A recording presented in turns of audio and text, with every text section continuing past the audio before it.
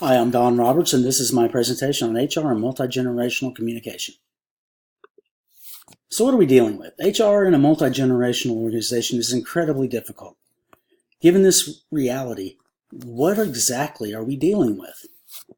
Everything!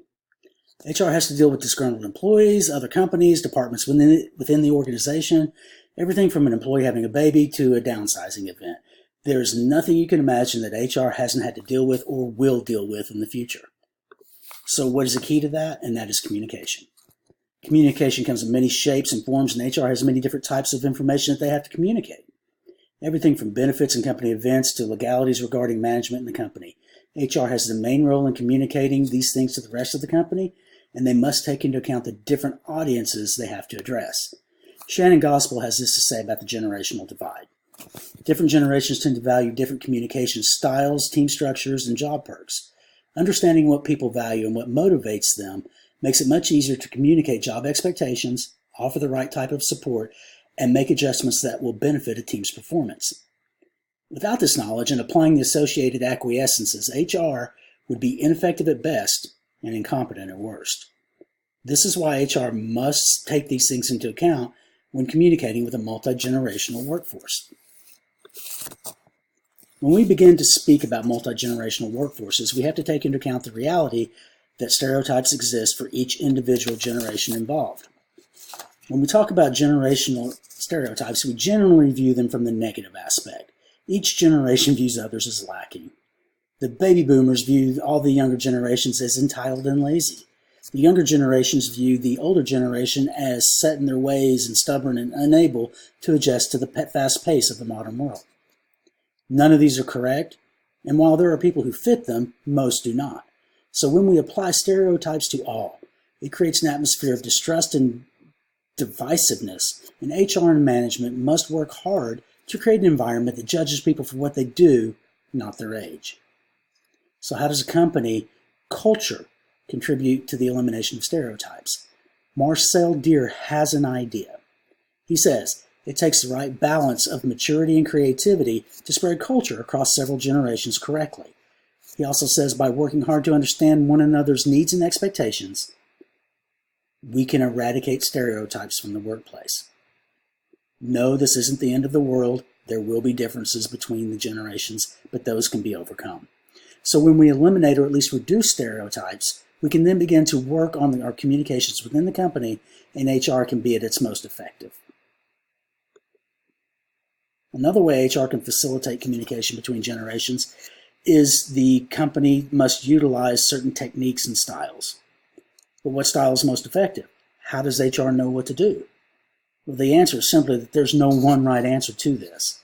The difference between older and younger generations in preferred communication styles has almost become a cliche. While the younger generation prefers to send text messages, tweets, and instant messages, the older generation is seen as wanting a phone call or an email.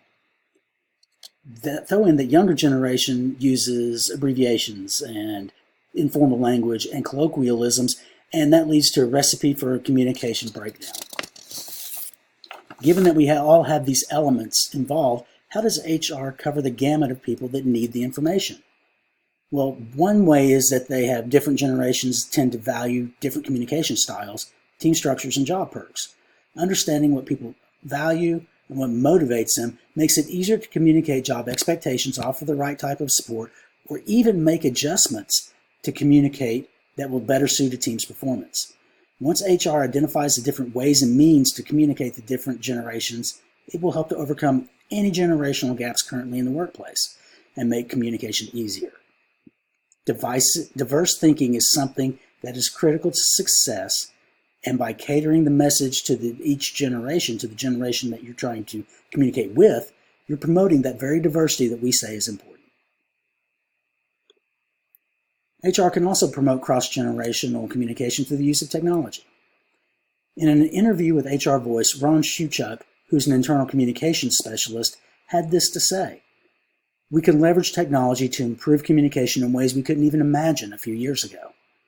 We need to create opportunities for positive shared experiences to keep people informed, to recognize achievement, and to engage employees.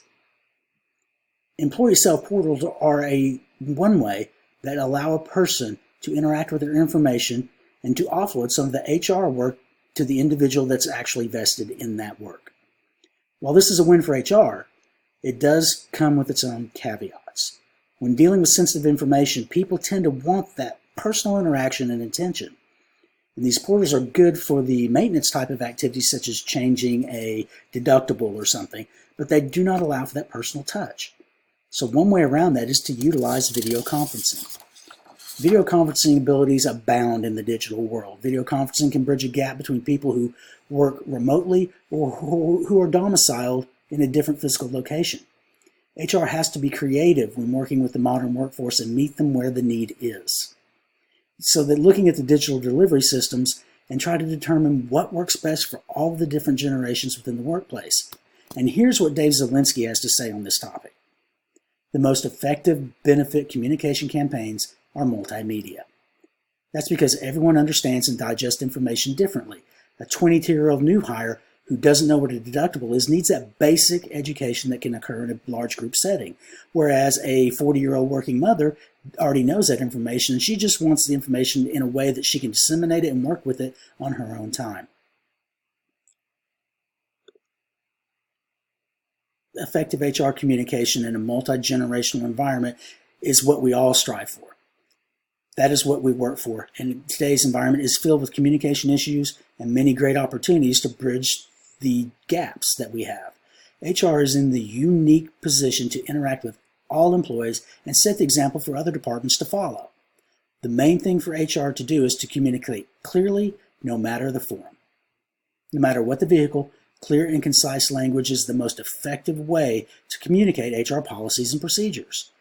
Though acronyms and industry terms may be second nature to you, to other people it's like speaking Greek and they tune out and miss the message. You want to make sure that you communicate HR material in real and relatable terms.